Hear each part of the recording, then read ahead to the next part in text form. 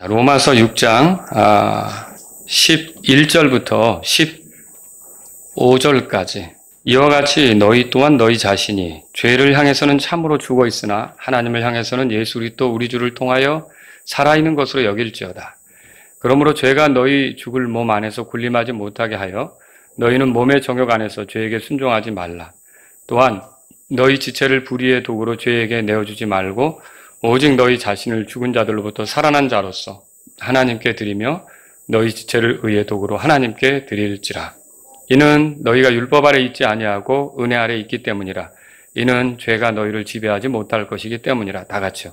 그런즉 어찌하리요? 우리가 율법 아래 있지 아니하고 은혜 아래 있으므로 죄를 지으리요? 결코 그럴 수 없느니라. 아멘. 자, 오늘은 그 11절에 너희 자신이 죄를 향해서는 참으로 죽어 있으나 하나님을 향해서는 예수 그리스도 우리 주를 통하여 살아있는 것으로 여길지어다 그랬죠. 그래서 그 본문을 중심으로 오늘 뭘 살펴보려고 하느냐면 죄를 향해서 죽은 사람으로 여기라라는 제목으로 우리가 우리 자신에 대해서 어떻게 생각하며 살아야 되는지 이것에 대해서 살펴보기를 원하는 겁니다. 오늘 말씀을 전하기 전에 로마서 5장과 6장에 대해서 잠깐 여러분에게 말씀을 드리겠습니다. 로마서 5장에서 말하는 게 무엇인가? 우리가 과거에는 아담 안에 있었어요. 그러나 그때와 달리 지금 그리스도인으로서 사는 우리는 이제 그리스도 안에 있다. 이것을 말하는 게 로마서 5장이에요. 그러면서 그리스도와 연합된 삶을 살게 되었다. 우리가 독단적으로 혼자 사는 게 아니라 그리스도와 더불어 함께 살아가게 되었다. 이렇게 말하는 것이 로마서 5장이 되는 겁니다. 그리고 6장으로 와보면 그렇게 그리스도와 연합된 사람, 이 사람은 어떤 삶을 사느냐? 이제 죄에 대해서 죽어있는 삶, 그리고 더는 죄를 지을 수 없는 삶, 그런 삶을 살게 된다. 이것을 우리가 볼 수 있어요. 그래서 로마서 6장에서 말하는 것은 우리가 죄에 대해 죽어있고 하나님께 대하여 살아있다. 이것을 말하려고 하는 것이죠. 자, 그리스도와 우리의 연합은 우리가 믿을 때, 예수님을 믿을 때 하나님께서 우리 안에서 해주시는 일이에요. 내가 막 연합하려고 한 게 아니라 내가 예수님을 믿으면 하나님과 내가 이렇게 하나 되는 삶, 내가 그리스도 안에 있고 그리스도가 내 안에 있는 삶, 이런 삶으로 하나님께서 나를 이끌어 주시는 거죠. 자, 여기서 중요한 게 뭐냐면 로마서 6장이 말하는 게 이제 이건데 죄에 대해서 죽는 거, 그리고 다른 하나는 하나님을 향하여 살아있는 거, 이건데, 자, 이제 여러분에게 질문해 보겠습니다. 죄에 대해서 죽는 거는 우리가 할 일입니까? 우리가 그것을 하도록 명령을 받았고, 죄에 대해서 죽어야 된다, 이런 그런 삶을 우리가 살도록, 그래서 그렇게 해야만 하느냐는 거죠.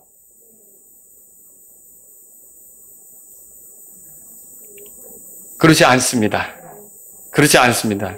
내가 그리스도 안에 있으면, 다시 말해 그리스도와 연합했으면 하나님께서 나에게 만들어주는 삶이 죄에 대하여 죽는 거예요.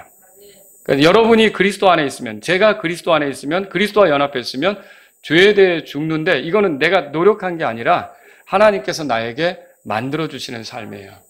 그리고 하나님께 대하여 살아있는 것도 마찬가지죠. 자, 이거를 위해서 우리가 노력하거나 수고하거나 이게 아니에요. 이거는 우리가 예수 그리스도 안에 있을 때 하나님께서 우리에게 만들어주는 삶이 하나님을 향하여 살아있게 해주는 거예요. 이게 하나님께서 해주시는 일이라는 걸 알 필요가 있는 거죠. 이제 우리는 그리스도와의 연합으로 그리스도께서 어떠하신 것 같이 우리도 그렇게 되는 삶을 살 수 있게 된 겁니다. 그래서 여기 6장 11절에 보세요. 이와 같이 너희 또한, 이렇게 하면서 이와 같이라는 말이 나오죠. 이거는 이제 앞에서 예수님에 대해서 말한 거거든요. 그 예수님이 어떠하신 것처럼 우리도 그렇게 된 것이다. 그분과의 연합으로 그분이 어떠하다면 우리도 그렇게 된 것이다. 이렇게 말하는 거죠. 여러분이 결혼을 해보면 남편을 만나 살게 되면 남편의 그 집안 환경이나 이런 걸 다 같이 공유하잖아요. 재산도 공유하는 거고 사는 집도 공유하는 거고. 여러분, 우리가 그리스도 안에 있으면 그리스도께서 죄에 대하여 단 한 번 죽으신 것이 우리에게도 영향을 미치는 거예요. 우리도 죄에 대해서 죽는 거고, 그리스도께서 하나님을 향하여 살아계시죠? 그럼 우리도 역시 하나님을 향하여 살아있게 되는 거다라고 하는 거죠. 자, 그러면 우리에게 필요한 것은 죄에 대하여 죽고자 하는 노력이 아닙니다. 죄에 대하여 죽고자 하는 노력이 아니라는 거예요. 하나님을 향하여 살아야겠다, 살고자 한다. 그런 그 수고가 아니란 말입니다. 그냥 우리에게 필요한 건 뭐냐면 그리스도 안에 있는 거예요. 그리고 여러분 그리스도 안에 있습니까? 그럼 그리스도 안에 있다면 이제 내가 죄에 대하여 죽었다. 이렇게 여기는 거. 그리고 내가 하나님을 향하여 살아있다. 이렇게 여기는 게 필요하다라고 하는 거죠. 그래서 제가 오늘 여러분에게 드릴 설교의 내용은 크게 첫 번째로 이 여기다라는 의미를 여러분에게 소개할 거고요. 이렇게 우리가 그리스도 안에서 이제 죄에 대하여 죽었다면 우리에게 일어나는 일이 어떤 일들인가 이런 것들을 소개하고 오늘 끝내도록 하겠습니다. 자, 먼저 여기다라는 말을 살펴보죠. 여기서 여기다라는 말은요, 헬라어에서 부귀 용어예요. 그러니까 회개 용어란 말이에요. 부귀 용어, 회개 용어. 자, 이 단어를 잘 이해하도록 이제 제가 이런 설명을 좀 드리고 싶어요. 교회 재정장부에 잔고가 표기될 거 아닙니까? 자, 교회 재정장부에 잔고가 예를 들어서 5천만 원이라고 이렇게 표기됐어요. 그러면 그 5천만 원이라고 표기되어 있으면 우리 교회가 현재 사용 가능한, 실질적으로 빚지지 않고 사용할 수 있는 그런 그 재정의 여력, 이런 거는 얼마라는 말이에요? 5천만 원이라는 말이죠. 자, 실제로 우리 눈앞에 5만 원짜리 1000개를 이렇게 쌓아놓지 않아도 저는 그 재정 잔고를 보면서 우리 교회에 5천만 원 정도의 재정적 여유가 있구나라고 생각하겠죠. 자, 그러면 저는 실제로 돈을 한 푼 만지진 않았지만 그 잔고에 명시된 걸 보고서 우리 교회 재정 상태가 현재 5천만 원 정도 여력이 있어라고 간주하는 거예요. 그렇게 간주하는 걸 여긴다, 그렇게 말하는 거예요. 실제로 나에게는 내 눈앞에 펼쳐진 건 없지만 어떤 근거에 의해서 내가 그렇다라고 간주하는 거, 이런 걸 여긴다, 이렇게 말하는 거죠. 자, 예수님은 재정장부 같아요. 그래서 그분에게 있는 것은 실제로 아직 내게 일어나지 않았어도 그게 내 것이 되고 나는 그렇게 그분에 의해서 간주할 수 있고 여길 수 있다는 것을 기억하시면 좋겠어요. 바울은 10절에서 이렇게 말했어요. 10절을 다 같이 읽습니다. 10절. 이는 그분께서 죽으신 것은 죄에 대하여 친히 단 한 번 죽으셨으나 그분께서 살아계시는 것은 하나님께 대하여 살아계시기 때문이라. 이 10절 말씀이 마치 재정장부에 적혀있는 주님의 어떠하심을 보여주고 있는 거예요. 근데 그 주님과 내가 하나로 연합됐죠? 그러면 그리스도 안에 있고 그리스도가 내 안에 사시는 그런 하나로 연합된 삶을 살면 이 10절에 나온 내용은 그냥 장부에 있는 걸로만 끝나지 않고 실질적으로 사용할 수 있잖아요. 언젠가 기회가 되면 사용할 수 있는 거 아닙니까? 그런 것처럼 실질적으로 이게 예수님에게만 한정되는 게 아니라 이처럼, 그래서 여기 이와 같이 11절에 그렇게 나오죠? 이게 나에게도 이렇게 적용될 수가 있다라고 하는 거예요. 그래서 11절 한번 우리 읽어보겠습니다. 11절. 이와 같이 너희 또한 너희 자신이 죄를 향해서는 참으로 죽어 있으나 하나님을 향해서는 예수 그리스도 우리 주를 통하여 살아있는 것으로 여길지어다. 자, 예수님께서는 죄에 대하여 죽으셨어요. 그리고 친히 단 한 번 죽으셨죠? 그리고 하나님께 대하여 살아계셔요. 그런데 이것처럼 그리스도와 연합된 사람들 역시 죄를 향해서 죽어 있는 것이고 하나님을 향해서 살아있는 것이다. 이렇게 말할 수가 있는 겁니다. 근데 어떤 사람이 이렇게 반문할 수 있죠. 목사님, 그런데 내 안에 여전히 죄가 있는데 내가 살아가면서 이렇게 죄를 짓고 있는데 어떻게 죄에 대해서 죽었다고 말씀하세요? 어떻게 죄를 향해서 죽었다고 말씀하세요? 이렇게 물을 수가 있어요. 자, 내가 당장 보면 이런 현실인데 뭘 내가 죄에 대해서 죽었다고 말하느냐는 거죠. 근데 그건 뭐와 같으냐면 당장 내 눈앞에 5만 원짜리 1000개가 없다고 해서 아까 그 재정장부 잔고에 5천만 원이 있다고 그랬잖아요. 뭐 5천만 원이 어디 있다고 그랬어요? 이렇게 말하는 것과 같은 거라는 거죠. 여러분, 아브라함과 사라의 경우를 보겠습니다. 그들은 나이가 들었는데 그럼에도 불구하고 로마서 4장, 지난번에 본 건데 한번 보세요. 로마서 4장 가보세요. 19절에. 자, 19절 다 같이 읽겠습니다. 그가 100세가량 되었을 때에도 믿음이 약해지지 아니하여 자기 몸을 이제 죽은 것으로 여기지 않고 또 사라의 태를 죽은 것으로 여기지 않았느니라. 그러면 자기가 거의 100세가 가까이 됐는데 자기 몸을 죽은 것으로 여기지 않았다? 사라의 태, 사라도 이제 거의 90세가 가까이 됐는데 사라의 태를 여기 이제 뭐라고 되어 있습니까? 죽은 것으로 여기지 않았다? 그럼 어떻게 생각한 거예요? 비록 자기가 나이가 들었고 자기 아내가 애를 낳을 것 같다고는 현실적으로 생각이 안 되지만 그렇게 안 되지만 그럼에도 애를 낳을 수 있다고 간주한 거예요. 애를 낳을 수 있다고 여긴 거죠. 그게 아브라함의 믿음이에요. 그게 이 사람들의 믿음이다라고 하는 거죠. 그래서 오늘날 이걸 보면요. 그런 것과 같은 거예요. 자, 그러면 아브라함에게 있어서 재정장부의 잔고와 같은 건 뭘까요? 하나님 말씀이에요. 하나님께서 그렇게 말씀하셨기 때문에 씨를 준다고 약속했잖아요. 그러니까 자기가 지금 현실적으로 자기 모습이 이래도 자기 아내의 모습이 그러해도 우리는 필요하다면 때가 되면 하나님에 의해서 우리는 얻을 수가 있다. 아들을 얻을 수가 있다. 이런 기대를 하고 아이를 얻을 거라는 그런 생각으로 그렇게 여기면서 이렇게 살았던 거죠. 여러분, 오늘날 우리에게 필요한 것이 이런 아브라함과 같은 자세예요. 현재의 내 모습만 보면 이게 좀 어떻게 그런 말을 할 수 있지? 이렇게 생각이 될 수 있어요. 근데 아무리 내 모습이 그래도 하나님 말씀이 그렇게 말하면 여러분이 그렇다고 간주하는 게 필요한 거예요. 그러니까 현실의 내 모습은 죄를 지으며 자주 넘어지지만 죄에 대해서 죽었다라고 하나님께서 말씀하시면 아멘.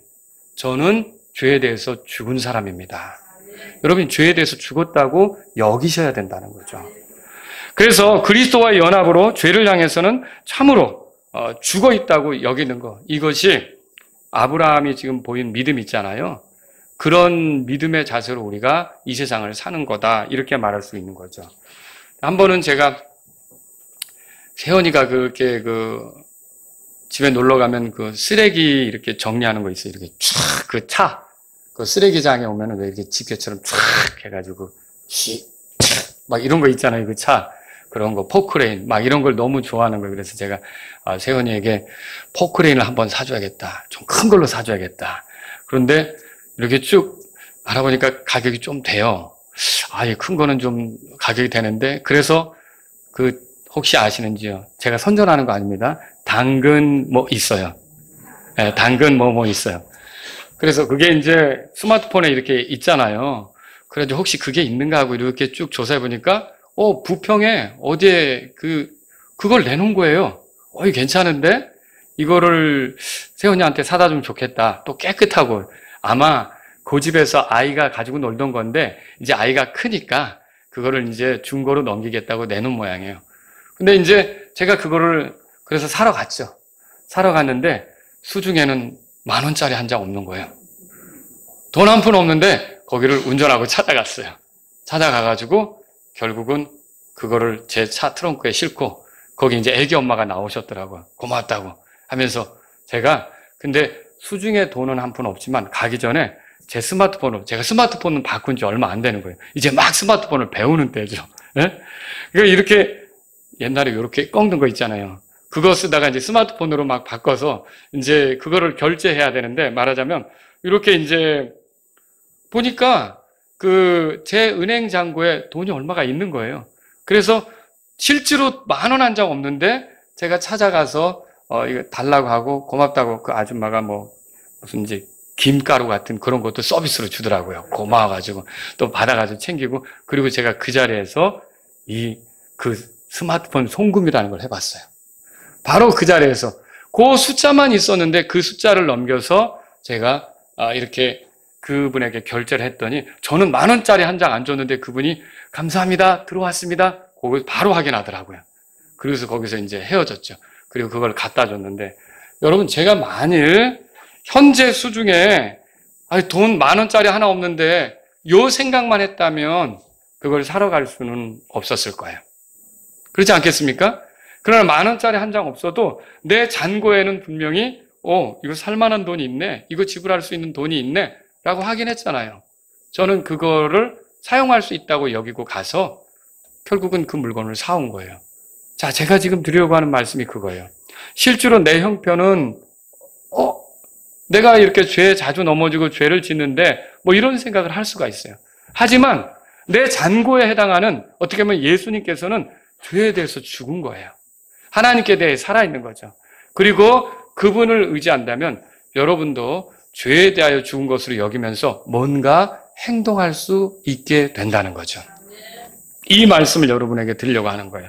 그래서 비록 내가 죄를 짓기도 하지만 죄에 대하여 죽었다고 여겨야 결국은 실질적으로 그렇게 여길 때 제가 돈이 좀 있네라고 이게 쓸 수 있는 돈이네라고 간주하고 이게 숫자가 아니지 단지 숫자가 아니라 이게 내가 10,000원짜리는 아니지만 이걸 쓸 수 있겠네라고 여겼잖아요.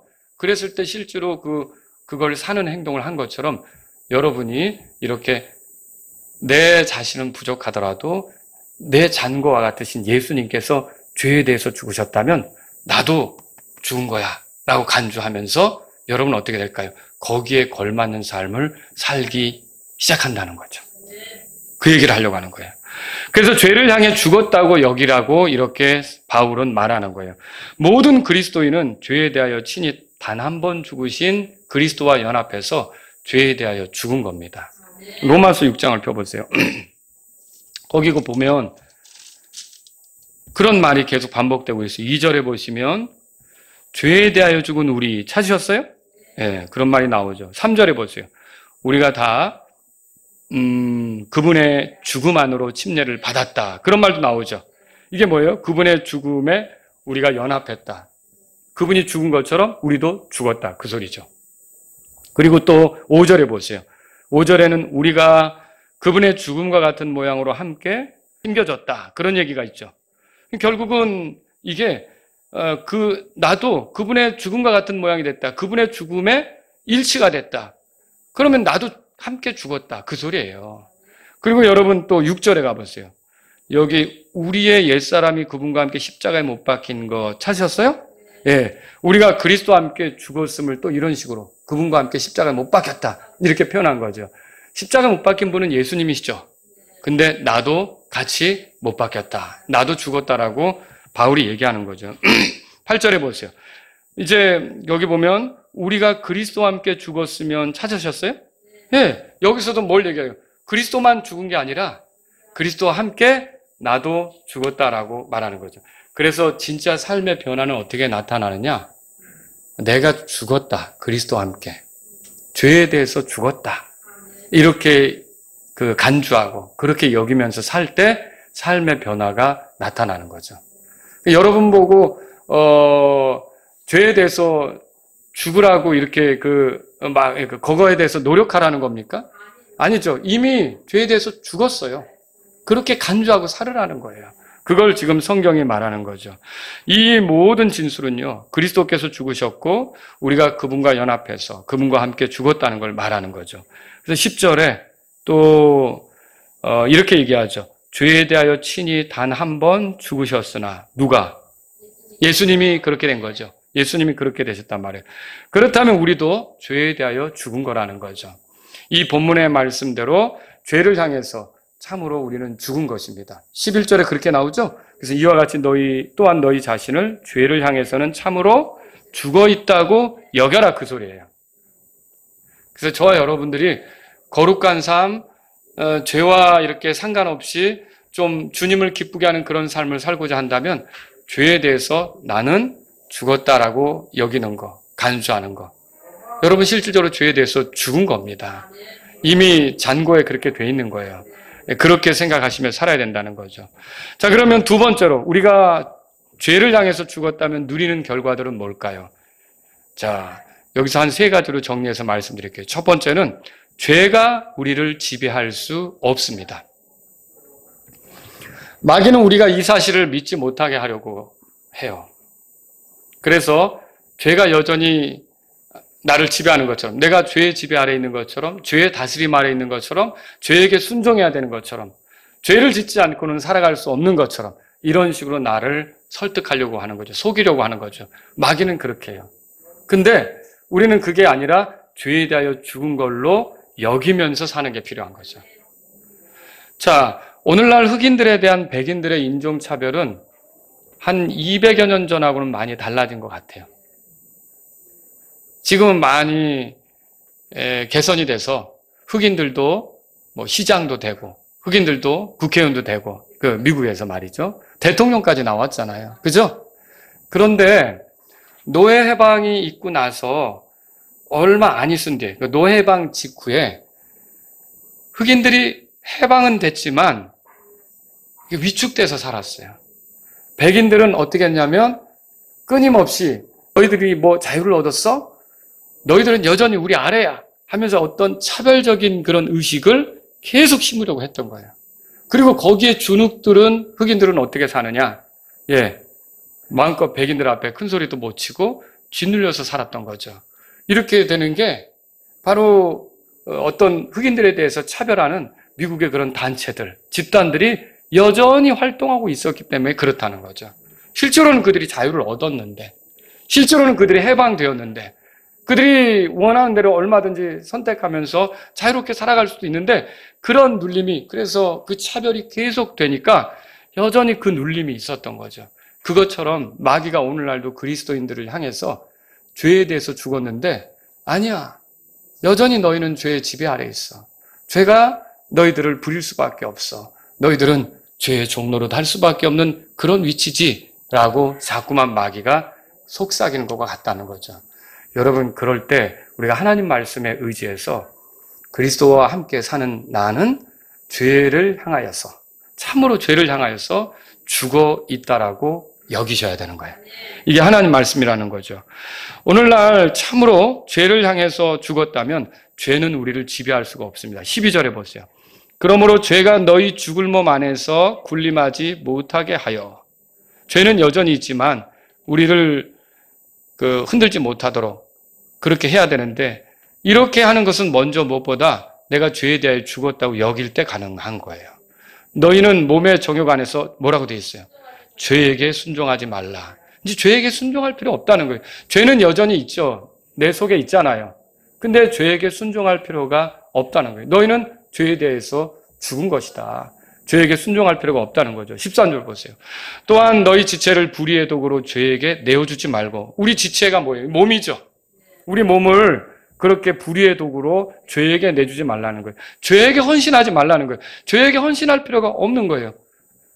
해방된 흑인이 괜히 백인에게 이렇게 여전히 붙어가지고 떠나지도 않고 그 종살이 하면서 지낼 필요가 없는 거잖아요. 그잖아요. 그런 것처럼 우리가 우리 몸을 죄에게 계속 헌신하면서 살아갈 필요가 없는 거죠. 그 얘기를 하는 거예요.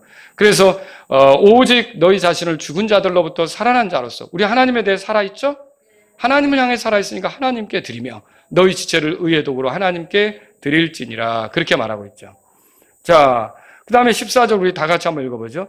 이는 너희가 율법 아래 있지 아니하고 은혜 아래 있기 때문이라. 이는 죄가 뭐라고 돼 있어요? 네, 죄가 너희를 지배하지 못할 것이기 때문이라, 그렇게 말하고 있어요. 그러니까 우리는 죄에 대해 죽었기 때문에, 죄에 대해서 죽었다면 죄가 지배할 수 없는 사람이라는 거죠. 여러분과 저는 그 점을 알 필요가 있는 거예요. 그리스도께 일어난 죄에 대한 단 한 번의 죽음, 10절에 그분께서 죽으신 것은 죄에 대하여 친히 단 한 번 죽으셨으나 그랬죠? 여기 단 한 번이라고 되어 있지만 이거는 결국 한 번이지만 효력이 영원한 거예요. 예수님이 죄에 대해서 죽었는데 끝난 거예요. 영원히. 그런 것처럼 우리도 죄에 대하여 그리스도와 함께 죽었다면 그냥 죽었다가 또 뭐 죄에 대해 살고, 죽었다가 죄에 대해 살고, 그게 아니라 그 효력이 영원한 거예요. 그래서 저와 여러분들이 이미 죄에 대해서는 죽었다고 여기면서 사는 것이 필요하다는 거죠. 죄가 우리를 지배할 수 없어요. 또 여러분, 죄에 대하여 죽었다면 사망이 우리를 지배할 수 없어요. 두 번째로. 사망이. 우리가 죄에 대해서 죽었다면 사망이 우리를 지배할 수 없는데 9절 보세요. 로마서 6장 9절. 우리 같이 읽겠습니다. 그리스도께서 죽은 자들로부터 일으켜 지었으므로 다시는 죽지 아니하시고 사망이 다시는 그분을 지배하지 못한다는 것을 우리가 아노라. 예, 그리스도께서 다시는 죽지 않는다. 그럼 우리도 그렇게 되는 거고요. 사망이 그분을 지배하지 못한다. 그럼 우리도 그렇게 되는 거죠. 그래서 우리가 죄에 대하여 죽었으면, 그리스도와 함께 죽었으면 사망이 우리를 지배할 수 없다. 여러분과 저는 이런 삶이라는 걸 믿으시기 바랍니다. 바울은 다른 곳에서 이렇게 말했죠. 로마서 8장으로 가보세요. 로마서 8장 10절에 또 만일 그리스도께서 너희 안에 계시면 몸은 죄로 인해 죽은 것이나 성령은 의로 인하여 생명이 되시니라. 11절 다 같이요. 그러나 만일 예수님을 죽은 자들로부터 일으켜 세우신 분의 영께서 너희 안에 거하시면 그리스도를 죽은 자들로부터 일으켜 세우신 그분께서 너희 안에 거하시는 그분의 영으로 말미암아 뭐라고 돼 있어요? 너희 죽을 몸도 살리시리라. 그렇게 돼 있죠. 어떤 사람은 말합니다. 우리가 언젠가 죽는다면 어떻게 다시 죽지 않는다 그런 말을 할 수 있느냐. 여러분, 우리가 언젠가 죽겠죠. 근데 죽음으로 끝나지 않습니다. 그리스도께서 우리를 일으키실 때가 있어요. 그리고 그렇게 해서 일어나면 그리스도가 다시 죽지 않는 것처럼 다시 죽지 않는 삶이 뭔지를 우리가 명백하게 알게 되겠죠. 그런 게 우리 것이 됐다는 거예요. 다시 죽지 않는단 말입니다. 예수님께서 뭐라고 말씀하셨어요? 나는 부활이요 생명이니 나를 믿는 자는 죽어도 살겠고 또 누구든지 살아서 나를 믿는 자는 결코 죽지 아니하리라. 요한복음 11장 25절에서 26절 말씀하셨고요. 또 예수님께서 다른 곳에서 이렇게 말씀하셨어요. 진실로 진실로 내가 너희에게 이르노니 내 말을 듣고 또 나를 보내신 분을 믿는 자는 영존하는 생명이 있고 정죄에 이르지 아니하리니 사망에서 생명으로 옮겨졌느니라. 요한복음 5장 24절에 써 있죠. 우리가 죄를 향하여서 죽었다면 사망이 우리를 지배할 수가 없습니다. 우리는 영원히 주와 함께 사는 거예요. 주님께서 오시겠죠? 그때까지 여러분이 살아있어요. 만약에. 그렇다면 어떤 일이 벌어질까요? 죽음을 보지 않고 엘리야나 에녹처럼 주님을 대면하게 되는 그런 일들, 그리고 변화돼서 눈 깜짝할 사이에 변화돼서 주님을 만나게 되는 그런 일들이 있게 되겠죠. 그렇죠? 근데 만약에 그때 주님이 오실 때 여러분이 죽어서 무덤에 있다. 그러면 어떻게 될까요? 비록 무덤에 있어도 여러분의 혼은 이미 주님과 함께 있었던 거예요. 그렇죠? 주님이 여러분의 혼을 데리고 오시겠죠. 그리고 여러분의 몸을 찾겠죠. 그리고 변화되어서 주님 앞에 서겠죠. 그럼 주님을 대면하겠죠. 그러면 여러분이 그런 몸을 갖고 주님 앞에 서게 되는데 그 몸이 다시 죽습니까? 그런 거 아니죠. 절대 사망이 저와 여러분을 지배할 수 없다는 걸 알아야 돼요. 로마서 8장에 찾으셨으면 38절, 39절 보세요. 이는 내가 확신하기 때문이니 곧 사망이나 생명이나 천사들이나 정사들이나 권능들이나 현재 있는 것들이나 장래 있을 것들이나, 제가 이 38절을 보여드리는 것은 사망이나 그 말 때문에 그래요. 사망도 그리스도 예수 우리 주 안에 있는 하나님의 사랑에서 우리를 떼어놓을 수 없다라는 거죠. 그래서 39절 다 같이 읽습니다.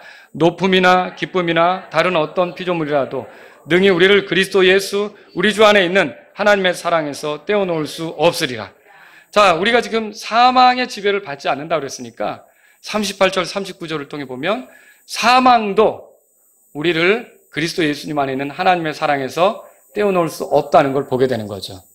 그러니까 그리스도인이 죽어도 하나님하고 관계가 끊어지는 건 아니에요. 오히려 그분과 더 같이 있겠죠. 몸을 떠나서 하늘로 올라가면 더 같이 있겠죠. 이렇게 사망이 그리스도인을 영원히 지배하지 못하게 된 거예요. 그래서 성경은 그리스도인의 죽음에 대해서 뭐라고 표현합니까? 잠잔다. 성경 기록은 잠잔다. 그렇게 표현하죠. 예를 들어서 데살로니가전서 3장 14절에 만일 우리가 예수님께서 죽으시고 다시 일어나셨음을 믿는다면 그와 같이 예수님 안에서 잠자는 자들도 하나님께서 그분과 함께 데려오실 것이기 때문이라. 예수님 안에서 잠자는 자들로 예수님을 믿고 죽은 사람들을 표현했어요. 잠잔다는 건 뭐예요? 일어날 때가 있다는 거예요. 영원히 죽어 있는 상태로 있지 않는다는 거죠. 데살로니가전서 4장 13절도 예를 들어 읽어드릴게요. 형제들아, 잠자는 자들에 관하여는 너희가 무지하지 않기를 내가 원하노니 그랬어요. 주님의 오심에 대해 설명하면서 잠자는 자들에 대하여 무지하지 않기를 원한다. 잠자는 자가 뭐예요? 예수님 믿고 죽은 사람들이라는 거죠. 그래서 여러분이 죄에 대하여 죽었다면 사망이 지배할 수 없는 사람이 된 거죠. 여러분, 죄는 사망에 이르게 하잖아요. 근데 죄가 우리를 지배할 수 없다면 자연스럽게 사망도 우리를 지배할 수 없게 된 거라는 거죠.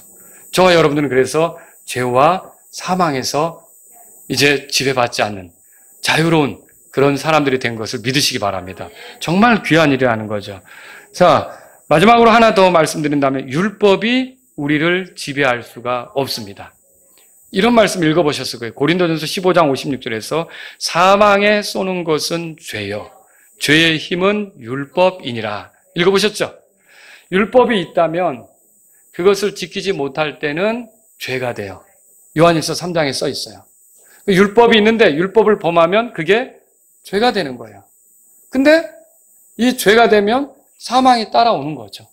근데 우리가 죄에 대해 죽었다면 사망을 당하지 않을 뿐만 아니라, 그러니까 죄에 대해서도 죽었고 사망을 당하지 않을 뿐만 아니라 그리고 율법을 어기게 되는 일이 생기더라도 우리에게 죄가 되지 않게 되는 거죠. 그러니까 심판받을 죄가 되지 않게 되는 거죠. 지옥으로 떨어질 죄가 되지 않게 되는 거죠. 이걸 우리가 알 수 있는 거예요. 로마서 8장 1절에 보면 그래 뭐라고 되어 있습니까? 그리스도 예수님 안에 있는 자들에게는 정죄함이 없다. 그렇게 말하고 있어요. 그래서 한때 예수 그리스도께서는 율법 아래 있었죠. 여자에게 나시고 율법 아래 있었죠.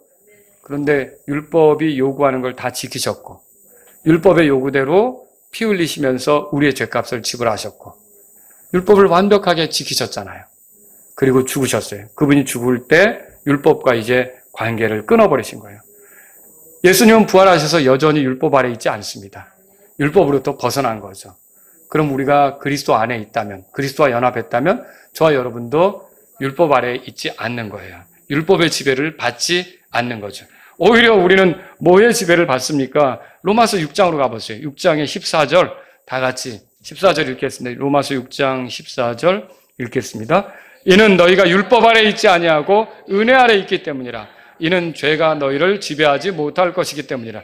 예, 이제 죄는 우리를 지배하지 못하고 우리는 은혜 아래 있어요. 와, 그러니까 여러분은 죄의 지배를 받지 않으면서 거룩하게 살 수 있게 된 거고요. 사망의 지배를 받지 않으면서 하나님과 영혼을 보낼 수 있는 생명을 얻은 거고요. 율법의 지배를 받지 않으면서 은혜 속에서, 하나님의 은혜 속에서 계속 살아갈 수 있는 그런 사람들이 됐다는 걸 믿으시기 바랍니다. 이게 누구 때문에요? 예수 그리스도 때문에. 그리스도와 연합해서 죄에 대하여 죽은 우리에게 이런 삶이 이루어진 거라는 거죠. 자, 말씀을 정리해 볼게요. 그리스도 예수께서 죄에 대하여 친히 단 한 번 죽으셨다고 그랬죠?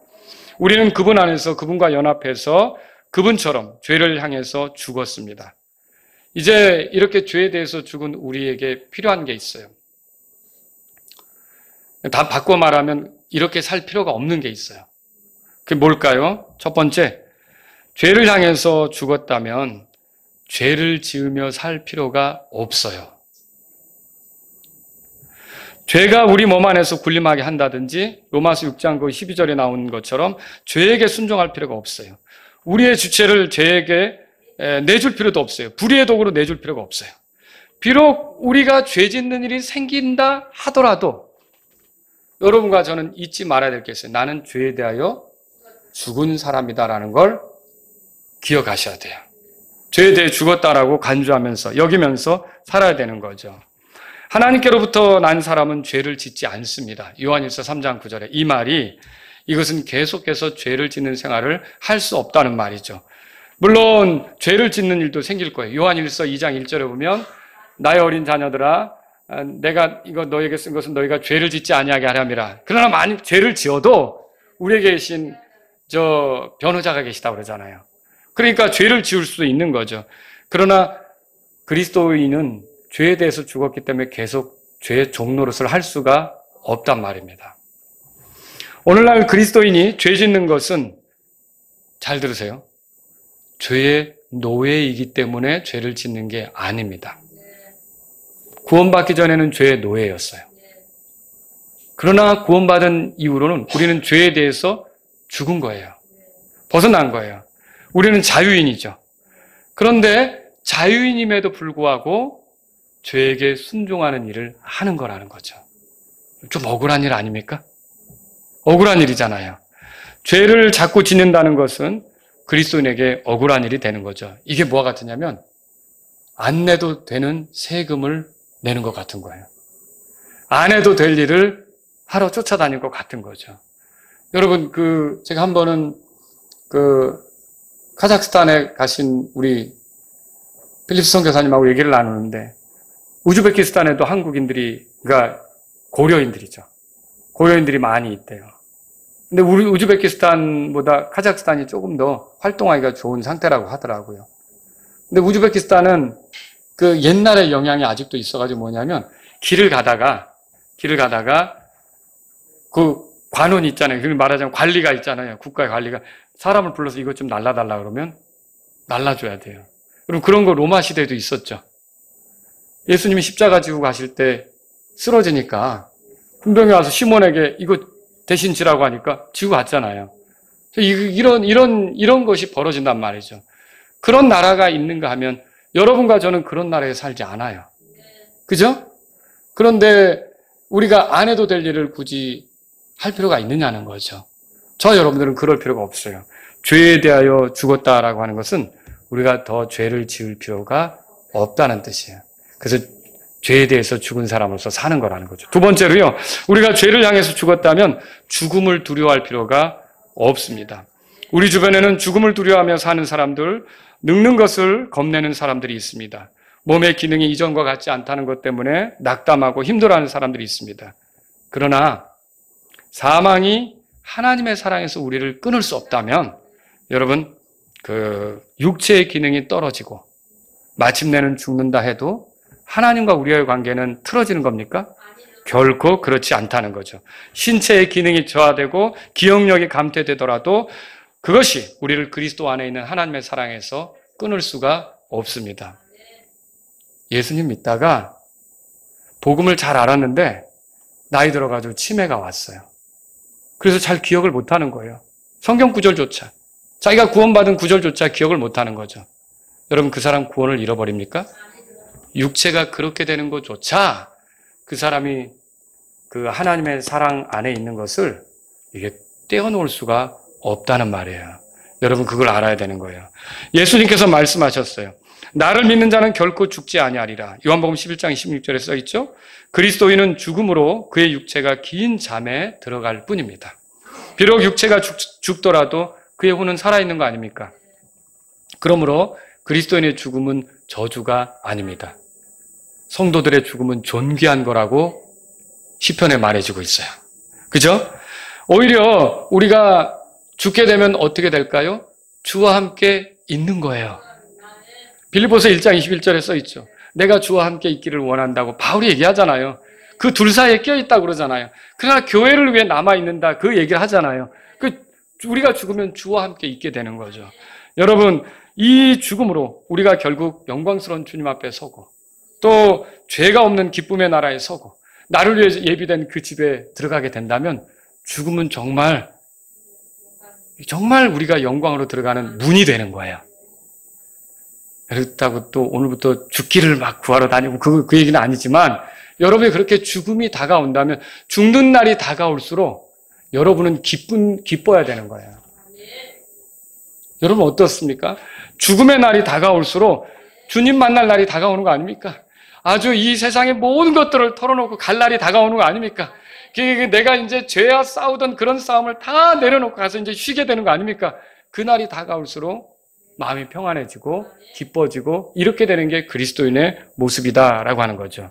죽더라도 하나님과의 관계는 전혀 달라지는 게 없기 때문에 담대하게 하늘을 소망하면서 살아가는 게 그리스도인의 모습이라는 거죠. 그래서 죄에 대하여 죽었다면 죽음을 두려워할 필요가 없는 거예요. 세 번째로 우리가 죄를 향해서 죽었다면 율법에 얽매일 필요가 없습니다. 율법에 대해서도 죽었다고 그랬잖아요. 율법을 지켜 구원을 유지합니까? 아니죠. 율법을 지켜 더 많은 복을 얻습니까? 아니죠. 예, 율법을 지켜 저주를 피합니까? 아니죠. 우리는 이미 그리스도 안에서 저주를 피한 거예요. 우리가 율법에 저주를 당해야 됐지만 예수님에게 다 얹어진 거 아닙니까?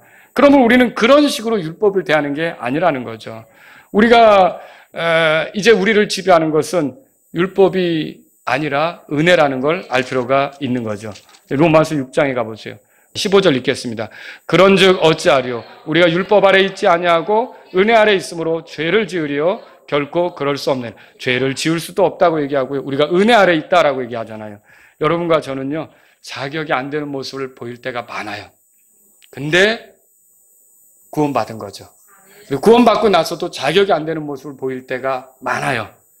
그런데 그 구원이 이루어지지 않는 거죠. 여전히. 왜 그래요? 은혜의 지배 아래에 있기 때문에 그렇다는 거예요. 계속적으로 베풀어지는 하나님의 호의, 그분의 은혜가 있기 때문에 저와 여러분들은 하나님의 사랑에서 떨어져 나갈 수가 없다는 거죠. 여러분과 제가 이런 걸 안다면 우리가 율법에 매여 살 게 아니라 오히려 성령님을 따라 사는 것이 우리의 삶이구나, 이렇게 믿으시며 갈 수 있기를 바랍니다. 우리 다 같이 일어서시겠습니다.